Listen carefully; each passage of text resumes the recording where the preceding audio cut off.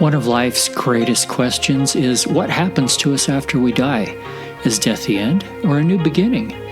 Welcome to the Round Trip Death Podcast. In this show, we listen to first-hand accounts of people who have gone beyond the veil and return to talk about it. We're pleased to have with us today Chrystal Ray from her lake house. Hi, Eric. How are you? Good to be with all of you. Tell us something about your lake house. Well, my lake house is kind of my little sanctuary. I own 3 yoga studios in Dallas, and I'm an author and also an artist.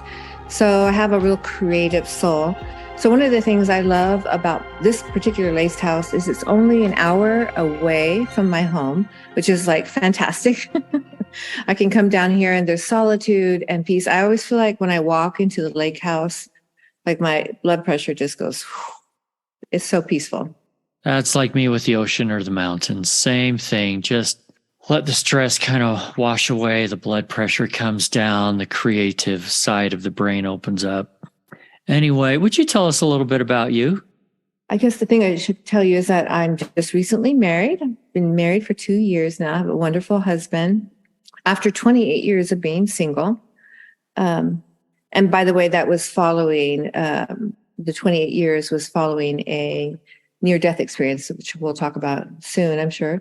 But I spent all of that time, those 28 years, kind of working on this soul mission to share with the world that love is all that matters. And of recent, I am just now, the most poignant thing in my life is I am about to publish a book that I was told to write, that book that I was told to write in this near-death experience. So that's consumed a lot of my time between yoga and writing the book. My art has kind of suffered, but I have 2 children who are grown with some grandchildren that call me grandma, which I love. They think I'm the cool grandma. And I've got 5 dogs and 2 cats. And again, a lovely husband. I didn't mean to put him in that list, but those are the top. Dog, cat, husband, I get it. Yeah, cat, dog, husband, children, grandchildren, couple of yoga studios. I'm called the Yoga Mama because I'm really, my job is really as a mentorship. We have had studios for 20-something years, and we have thousands of teachers all over the United States, Europe, Canada. In particular, in Dallas, we have 3 studios, and it's been a lot of fun to be a mentor and a guide for many young women and men throughout my life. I say young as in 35, 40, because I'm now 61.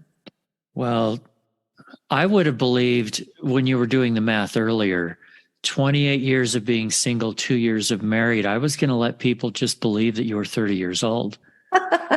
Thanks. I feel like I'm 35. Like if I had to pick a number, that would be it. I don't know many 61-year-olds that can, walk on their hands and put their foot behind their head, but I'm one of them. Anyway, hey, let's get into talking near-death experiences. That's what we do here.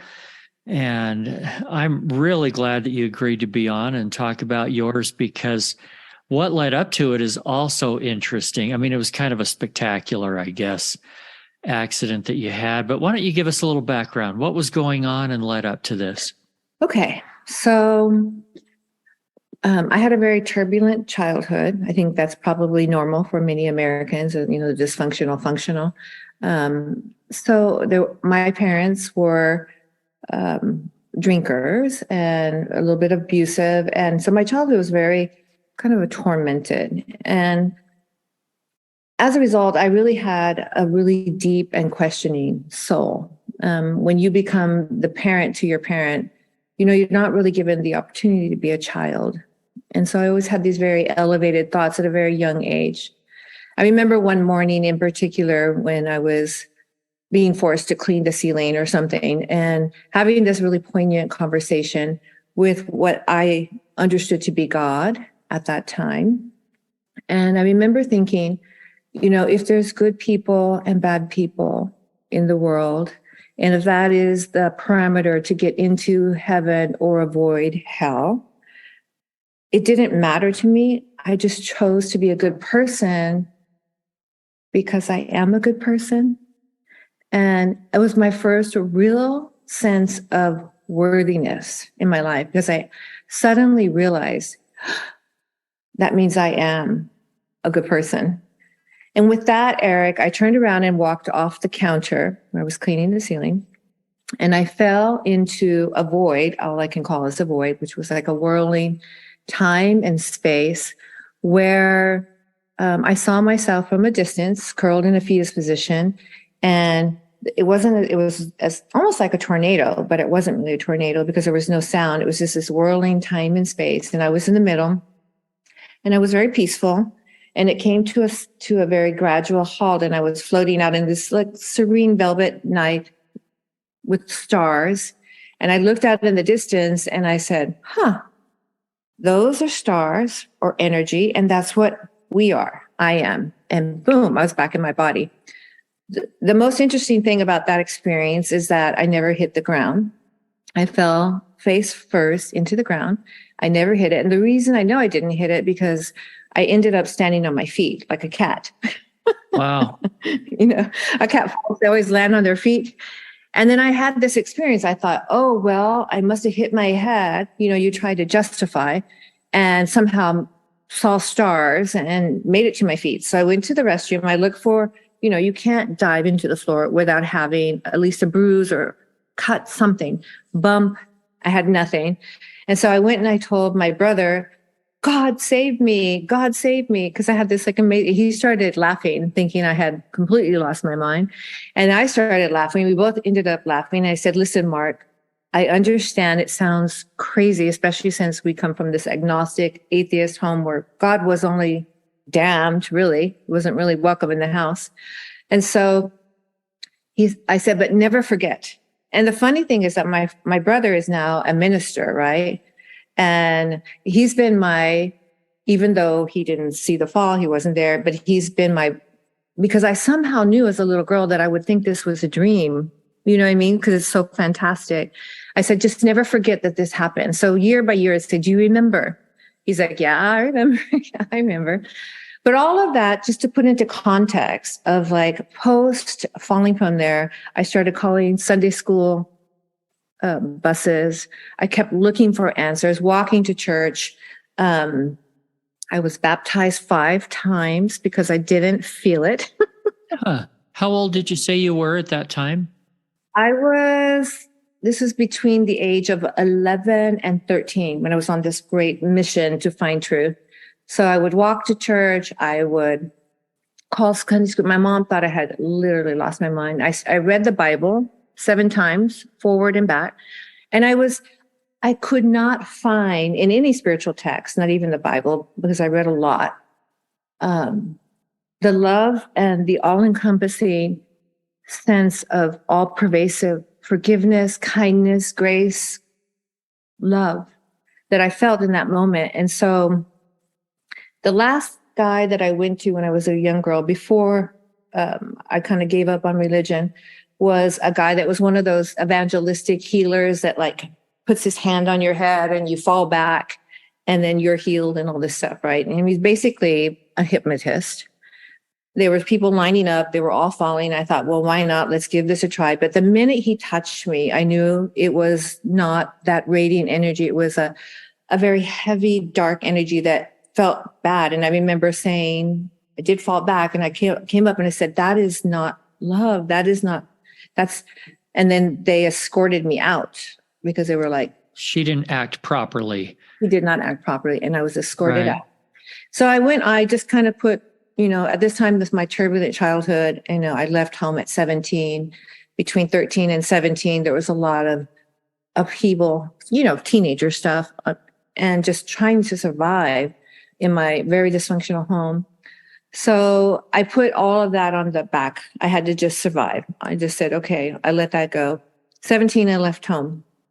I remember my mom, her going away speech was, you're going to be a prostitute, a whore, drop out of school, be a drug addict. You don't have parents. You don't have a family. You don't even exist. Wow. No wonder you left.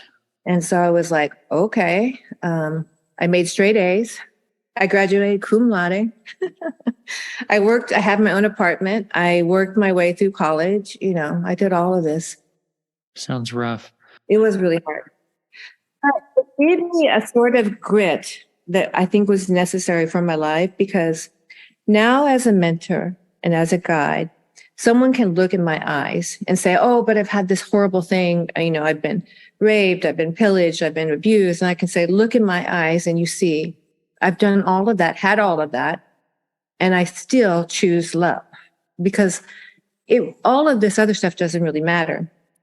Yeah, can we pause for just a second? I want to find out just a little bit more about the experience that you had with that healer. Because people are looking all over the world for truth, right? And you were looking at different churches, et cetera. And I think the thing that people forget that we can learn from your experience there is that you knew that you would feel the truth when it was in front of you, it sounds like. A lot of people are looking in other ways. They're trying to, scientifically or book learn their way into truth. But when we're talking about something spiritual, we have to learn that in a spiritual way, right? And wasn't that what you were doing? Well, my experience was that I could feel the truth of this, and I was the thing is, I wasn't going to lie to myself. Like when they said, they dunk you underwater and you come up and they say, you have this new life, you're this new person. I recognized, because of the experience of falling into this void of time and space, that this was not the true experience of freedom and love and all expansive kindness and goodness. I recognized it because I had a reference point. So I think the problem perhaps is that a lot of times we don't have that reference point, to say, I know what it is. I've been there, and that's, right. I know what it should feel like. I know that it's not this, not this, not that. And I'm not saying, that religion doesn't have a place, because I feel like for me, religion is a stepping stone to truth. And I always say, if you're going to be a Christian, if you're going to be a Buddhist, if you're going to be whatever your religion is, be a good one. Do it well. But don't be so dogmatic that that's the only path. That's my thing. But if it serves you to call upon Jesus or Buddha or whatever to keep you grounded, what's the problem with that? I don't see a problem with it. For me, it's universal love. It's light. It's non-differentiated because of my experience. It is definitely not embodied, not to say that these people didn't exist and are not avatars, but I know that above and beyond that, at least from my experience, what we are is the pure essence of beingness. It's a light. It's an energy. It's all pervasive, non-differentiated. And yes, it can be personalized for certain levels of consciousness, for as need be, but it doesn't necessarily make it's just a stepping stone. I think eventually, my truth is, eventually everyone will leave those avatars and embodiments behind and recognize the truth of all existence is a all-pervasive love that is expressed in particles of light and energy. And if one were to ever get an email from you, I loved this. Down at the bottom, it just said, love is why. Love is why everything. So the why of our existence, I remember in college reading several books, but one most poignantly by Viktor Frankl, Man's Search for Meaning. Yes, I've read it. A Holocaust story. But what he found is that people have to have meaning and purpose in their life. And of course, a little bit of luck to avoid being shot by the Nazis, but to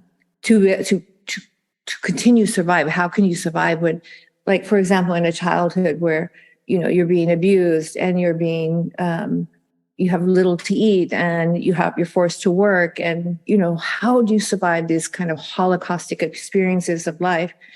And you have to have purpose and meaning. And my purpose and my meaning was that little girl saying, just simply, I want to be good for goodness sake.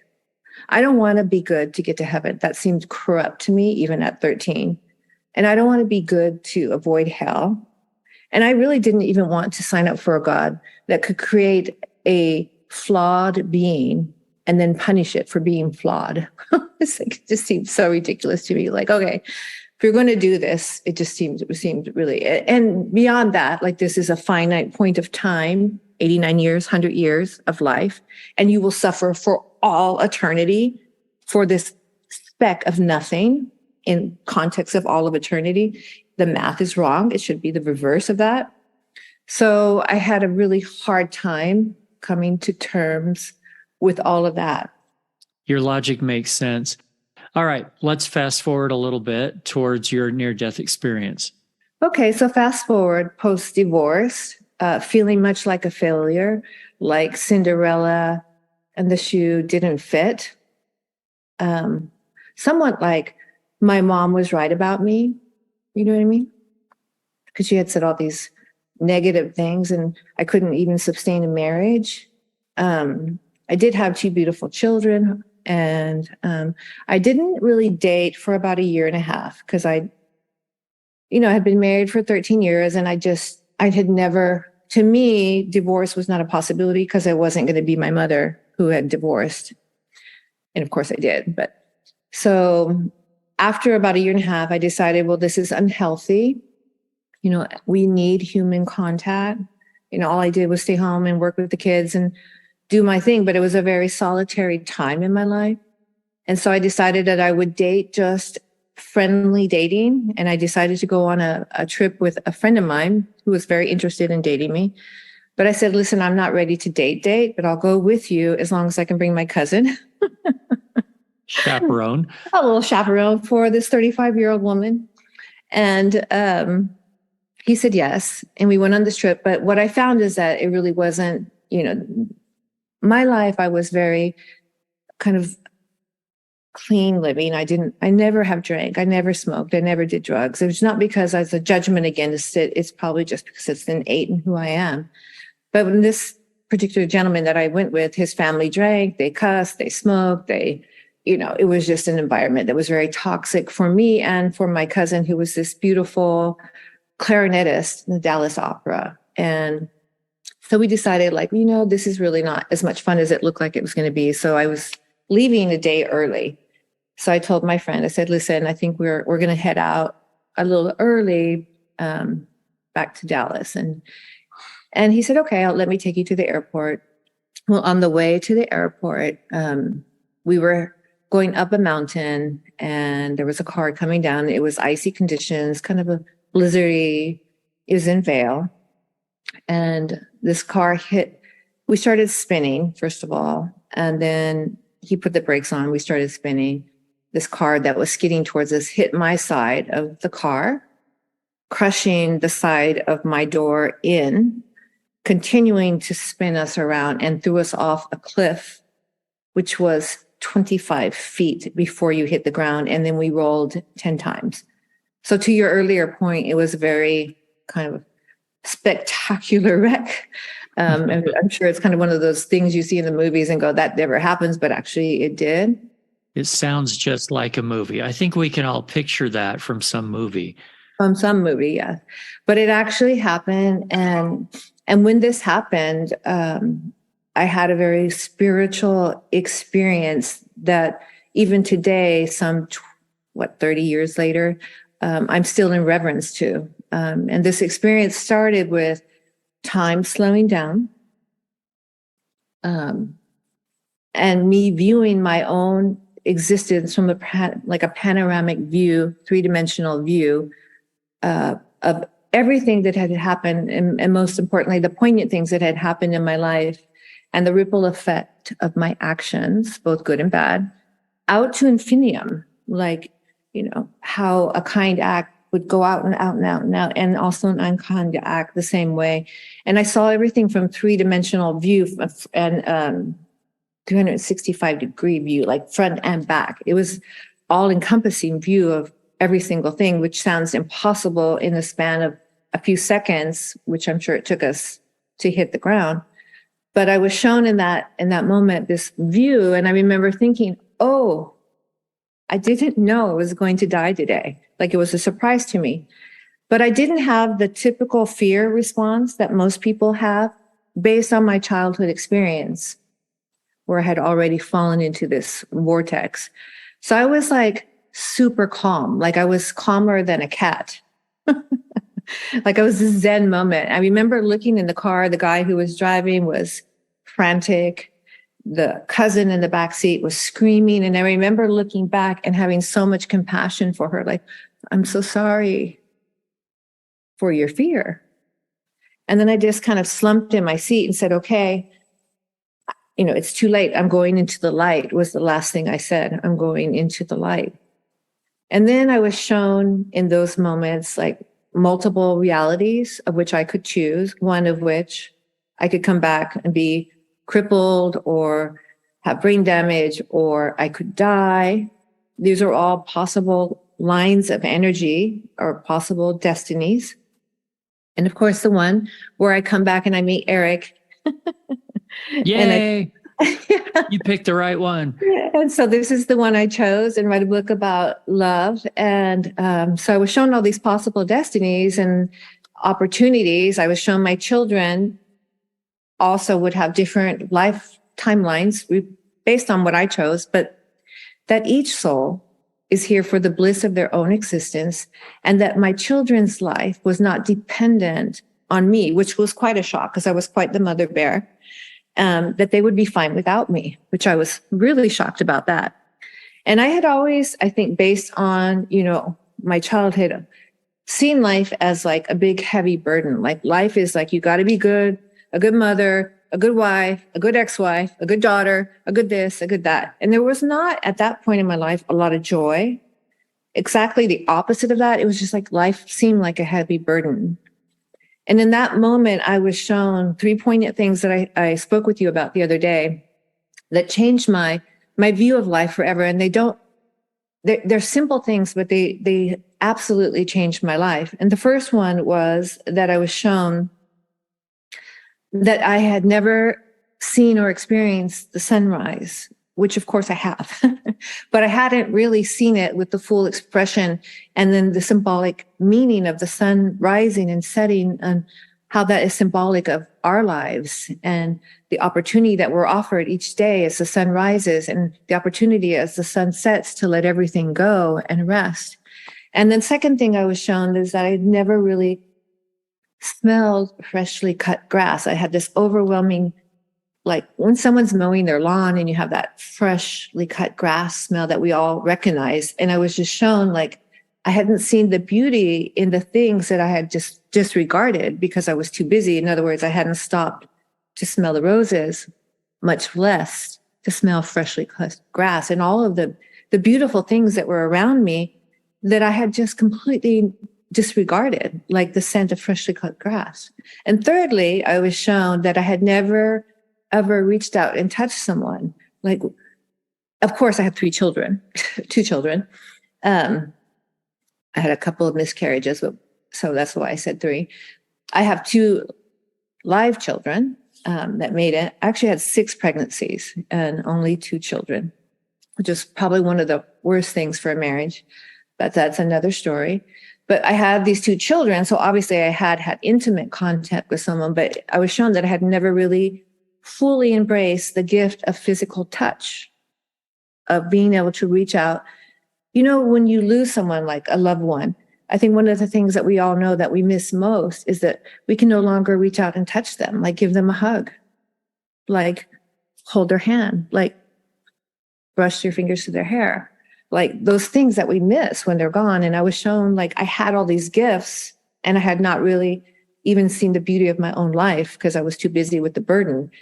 So one of the big shifts when I came back out of this experience was that my verbiage, nothing outside necessarily changed, but my verbiage about my life changed because instead of seeing I have to be good, I realized I get to be a good mother. I get to smell the roses. I get to smell freshly cut grass. I get to reach out and touch you.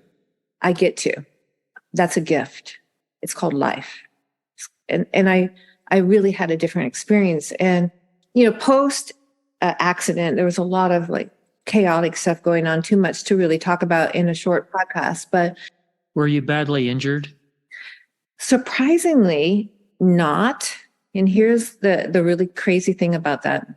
I did have a severe neck injury, but my cousin, who was in the back seat of this Jeep, small little red Jeep we were in, was banged around from side to side. She broke every bone in her face, her eye sockets, her jaw, everything. She had 90% brain damage and they said she would never talk again, walk again. The guy driving the car had a broken arm and some back injuries. I had a severe neck injury. But the crazy thing about it is that my cousin completely healed. Her IQ is back to where it was. She had 18 operations. She's this beautiful musician. She became the lead clarinetist and enhanced her musical skills at the Dallas Opera when she healed. She met the love of her life. She forgot 10 years where she was married to 2 alcoholic husbands. That's the only memory loss she had. Not a bad deal. That's a blessing. It was a blessing. And I came back with this severe neck injury. It's a crazy story. I'll share it if you'd like. But they took x-rays of my neck. And the first x-ray came back that I had a broken neck. And the second x-ray came back that I did not have a broken neck. Because I put my hand on my neck and I said, no, that's not my destiny. I'm not supposed to have a broken neck. And I felt heat moving through my hand into my neck. Third, fourth x-rays, no broken neck. So they did tell me I had to sign a release saying, we're not responsible if you leave the hospital. But, they got off the hook. So, but I did have severe whiplash, which was the entrance into my yoga journey, which has been such a healing journey. So I'm really grateful for the neck injury because I would not have found yoga. One of my chiropractors that I was seeing 3 times a week because I could not turn my neck. I literally was moving like, a 100-year-old person where I couldn't turn my neck. He said, Chrystal, if you just do yoga, you could heal your neck. And I said, excuse me? Isn't yoga what you do when you don't want to do exercise? Because I was like this driven girl, And he said, no, you should try yoga. And he was right. Yoga absolutely healed my neck. But it not only healed my neck, it healed my body. It healed my soul. It healed all the stress in my tissues, like they call it issues in your tissues. Like I unwound myself on the yoga mat. And, I learned to stay in uncomfortable places, foot behind the head, for example, and breathe through discomfort. And it taught me things I could never learn anywhere else and how to stay with things in my life. So the neck injury was a great entrance to the next decades of my life, which I'm still in right now.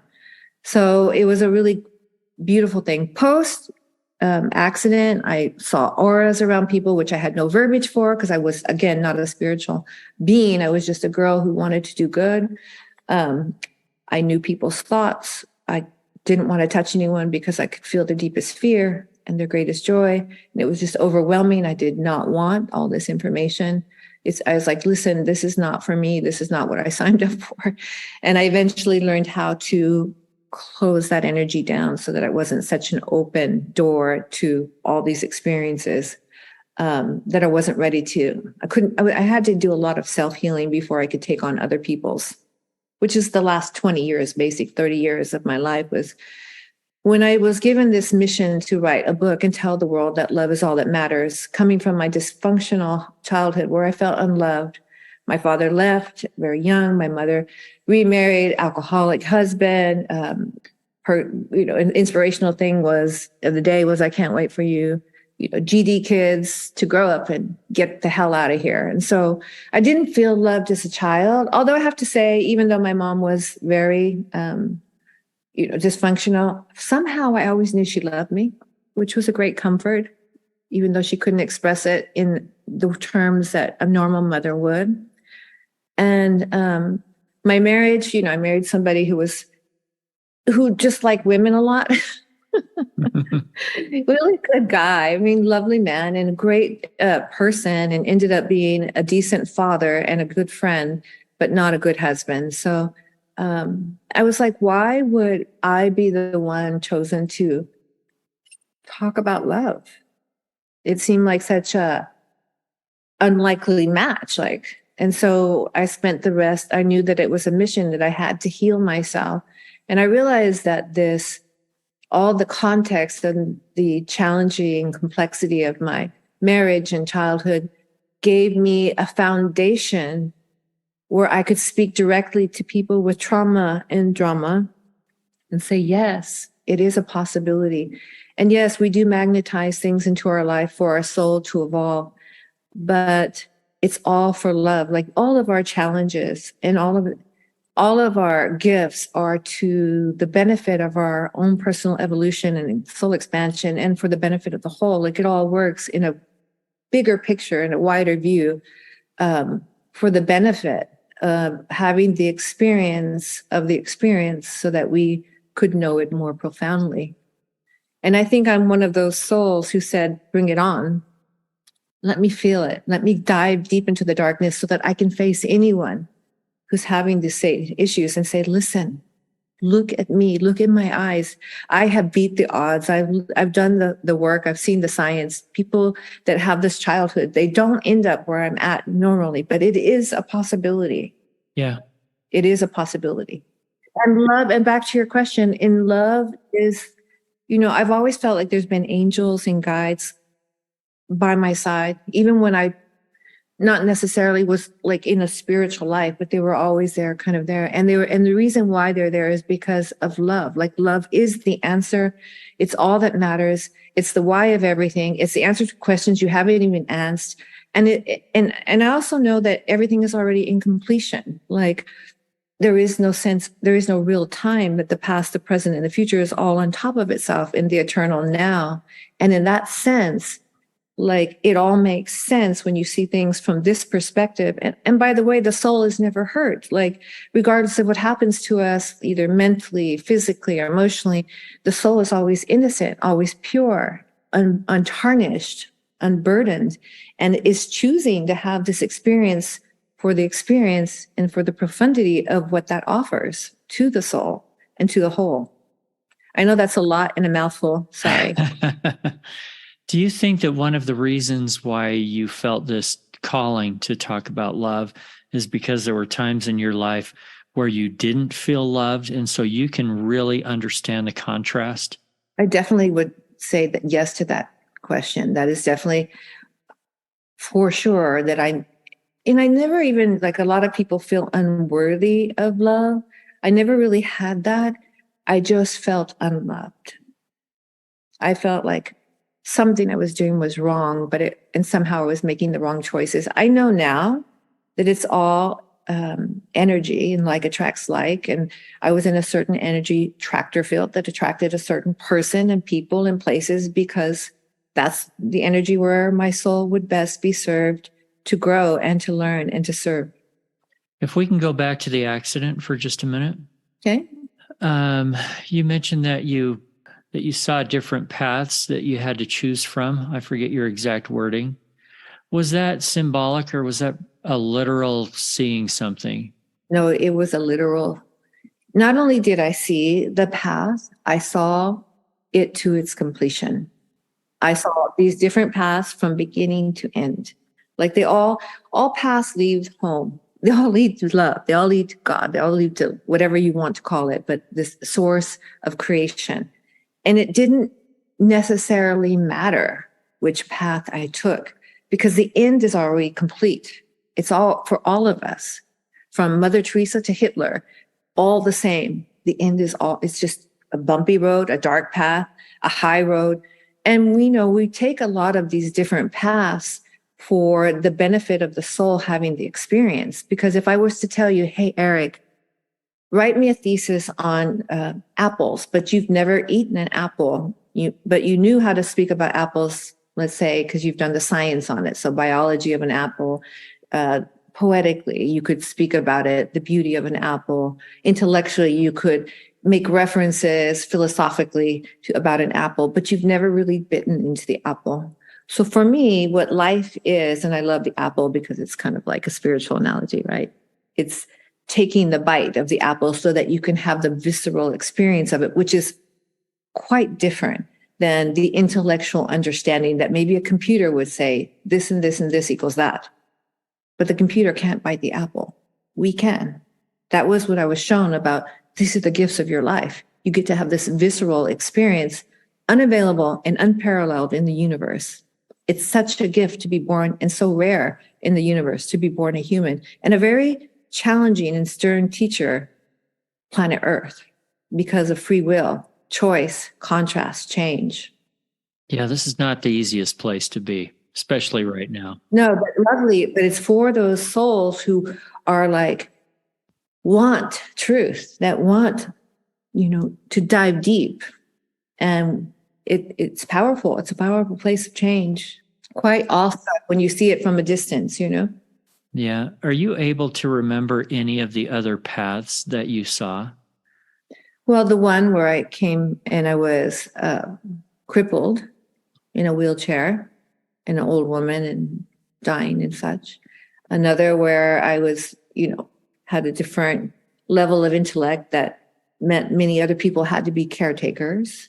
And, there was many, many, many, by the way, I'm just mentioning a few. Like it's amazing the information download that I particularly had in that moment. But these are the poignant ones that I remember. And there were subtleties, like they could have been, like even in this path, there's subtle roads that I could have taken. I could have married a different person. I could have, you know what I mean?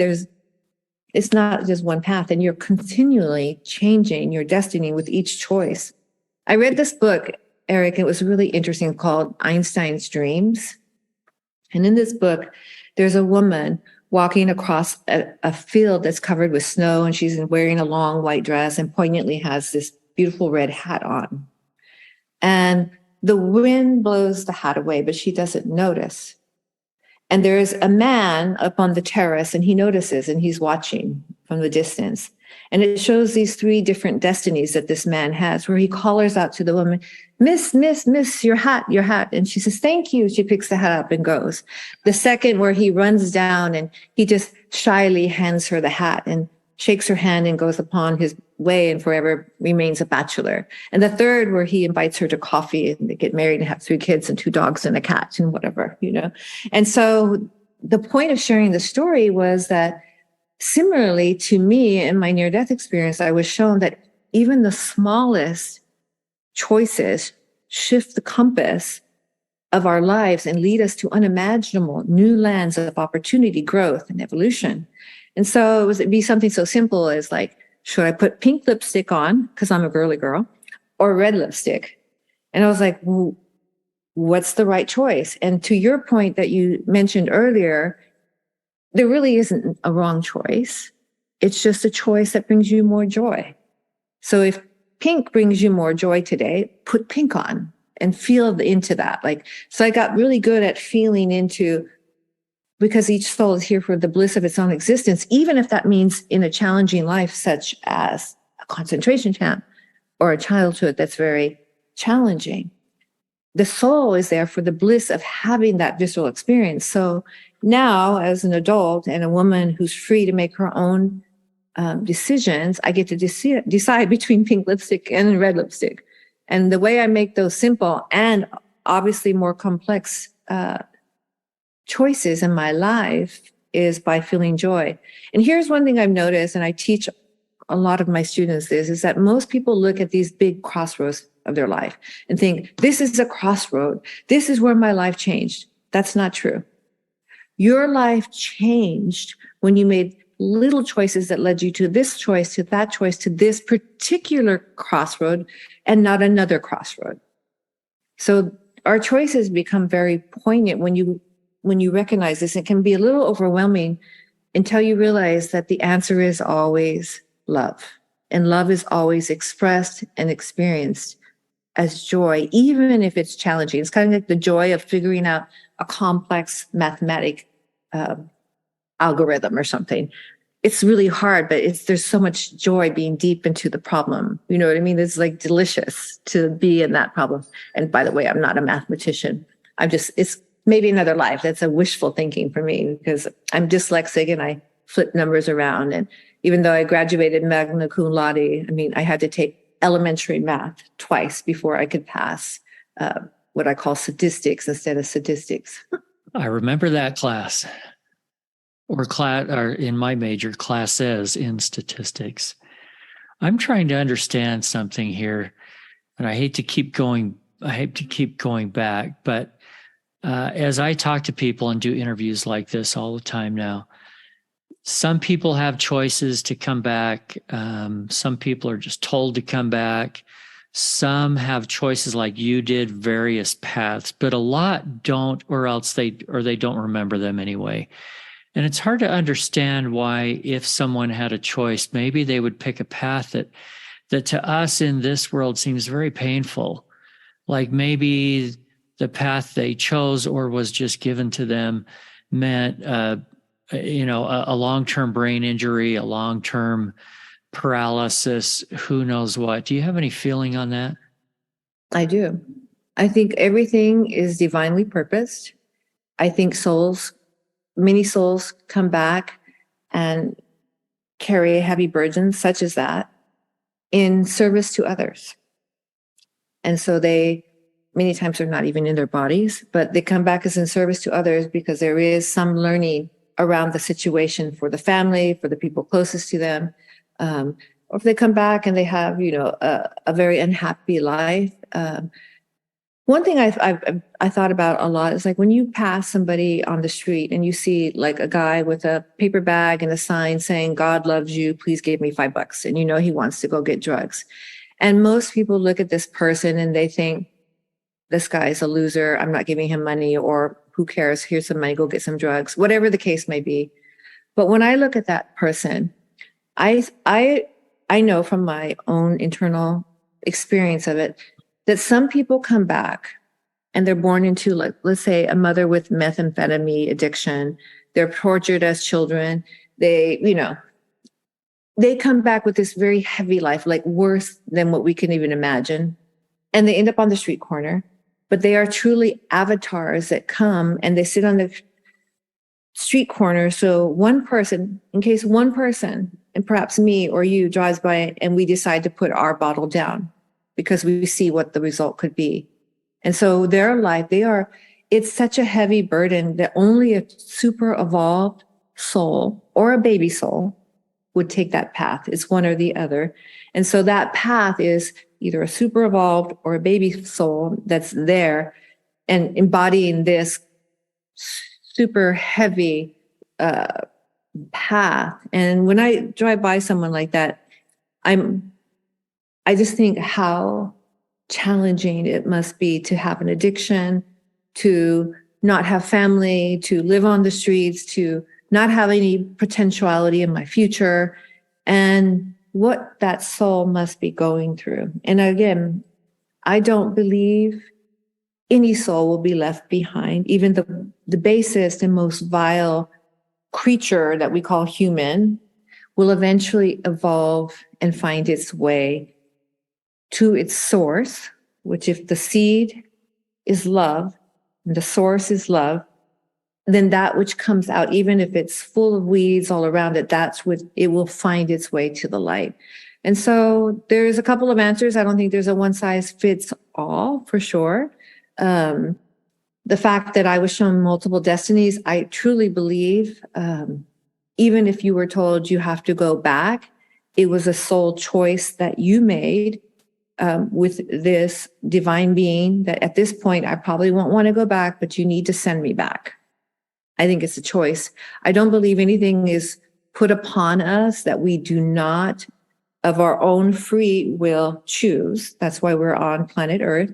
But we do have guides. We do have angels that whisper in our ear that for some reason you took this road, not that road, intuitive hit, and there's a big car accident.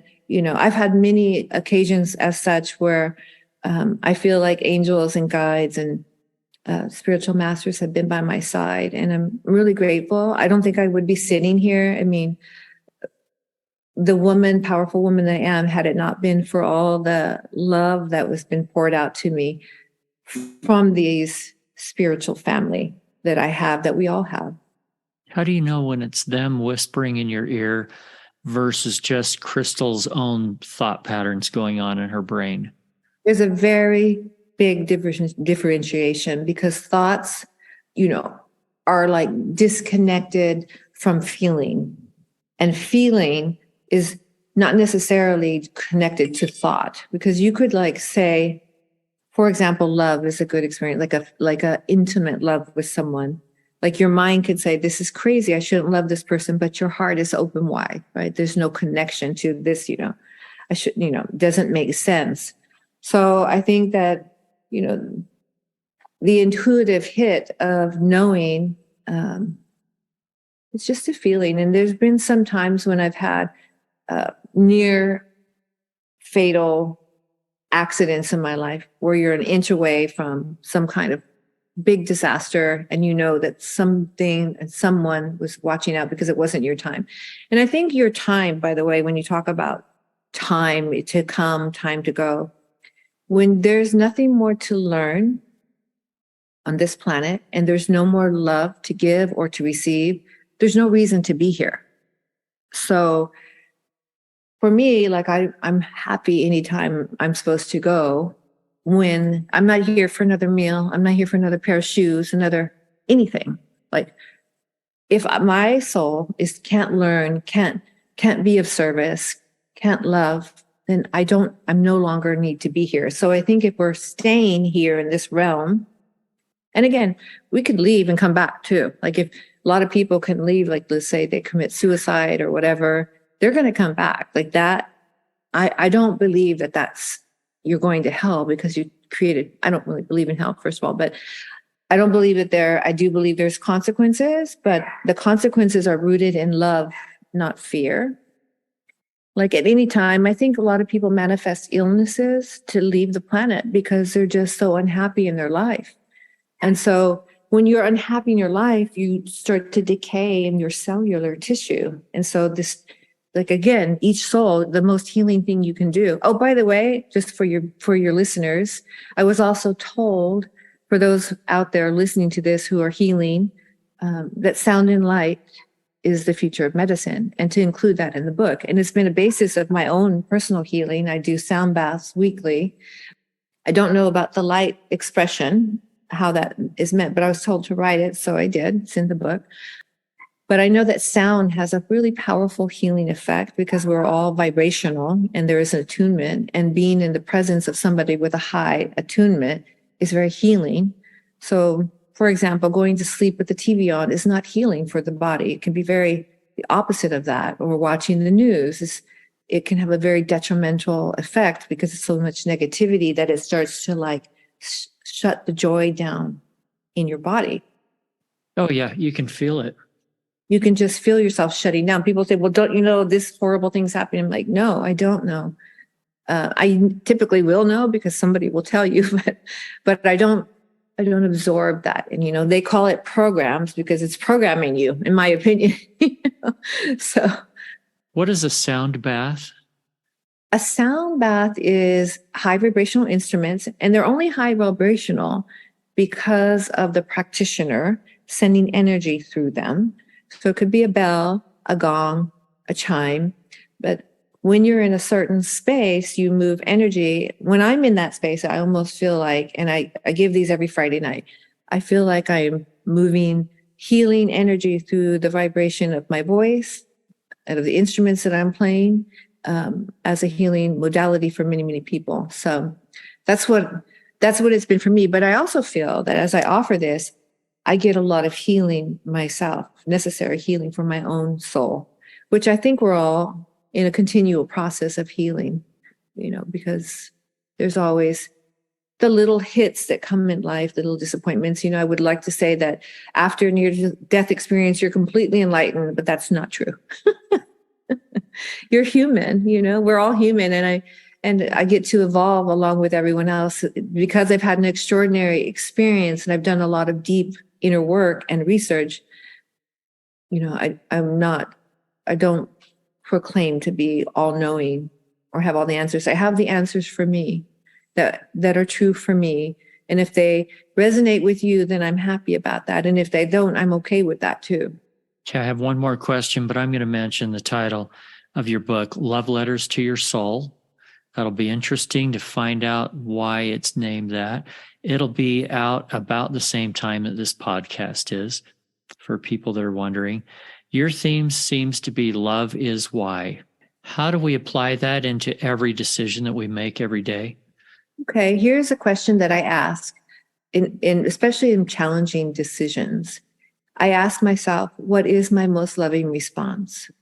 Not what's the easiest, not even what's the kindest, the most generous, the most convenient, just what is my most loving response? And when I ask that question, I guess you have to ask yourself, what is love, right? And for me, the best definition of love comes from a great Indian sage, Ramana Maharishi, who said when asked nothing, he wrote nothing down, but asked by his disciples who translated his words, Master, what is love? And this one statement changed my life. He said, love is the pure light of undifferentiated consciousness.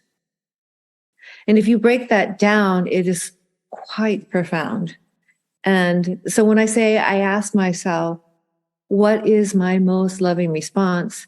I ask myself, what is the pure light, untarnished decision of undifferentiated consciousness, meaning from a neutral space of absolute acceptance of all outcomes? And so that most generous, loving, giving thing I can do. Sometimes that means, slamming the door. It's not necessarily what people think, Sometimes that means, opening the door and giving someone a hug. But it's like this feeling. And I wish I could say I always move from a loving place, but I'm human, right? I don't always do that. My husband has this innate ability to really trigger me in good and bad ways. And so it's a continual process, but I do move most poignantly. And I think you said when you have a deadline that when I'm under pressure, when things get really serious, I go really quickly, really deep, and I land right back in that space of pure light, of undifferentiated consciousness. And when you speak from that space and when you move from that space, it's a different life. It's amazing. It's transformational. It's a simple question. What is my most loving response? So let's say someone flips you off on the highway. Never happens, right? Never. So let's just say it does. And you say, what is my most loving response? Maybe it's look the other way. Maybe it's wave. Maybe it's say a prayer. I love the Ho'oponopono prayer. Very healing. I'm sure you know about this prayer, where it is to all beings, you say, please forgive me. I didn't mean to hurt you. Thank you. I love you. And so you take any responsibility for the vibrational alignment with a person who's willing to flip you off. So there's no enemy. You take full responsibility and you're fully self-reliant on your own purpose in life. So nothing outside of you is even outside of you anymore. You say everything is in vibrational alignment with my soul. And to your question about love letters to your soul, it's an inspirational book that really is a poetic guide to living this life based on love and having a more free existence as a result of that. The other book that's coming is going to be the book about the near-death experience, but that's next. I had to write the book I was told to write first. Okay, one thing at a time. I think this world would be a great place if each of us, when we were asked a question, why did you do this, or why did you do that, or why did you make this decision, if our answer was, love is why. Love is why. Thank you, Chrystal. Appreciate you being on the show today. It's such a pleasure. Nice to meet you. And I extend to you and all of your listeners all my love, all my blessings. If you have had a round-trip death experience, we would love to hear about it. Send an email to eric@roundtripdeath.com.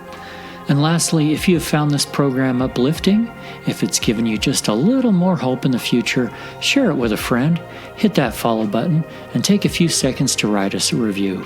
Until next time, I wish you everything good that you're looking for in this life and the next.